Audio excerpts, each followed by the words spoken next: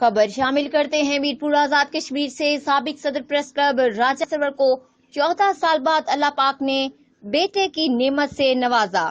کھڑی press club کے صدر چودھری ریاض صاحب چودھری اللہ رکھا، راجہ اکرم شاہین، راجہ ماجد، راجہ شوکت کشمیری، انجمن تاجران کھڑی شریف کے صدر ڈاکٹر معروف چودھری، یاسین چودھری، محمود پوٹھی، راجہ سجاد اور کھڑی پریس کلب کے ممبران کے ساتھ راجہ وکاس کی رہائش گاہ پہنچے اور ننھے شہزادے کی مبارکباد دی، بچے کی صحت، لمبی زندگی اور نیک تمناؤں کا اظہار کیا۔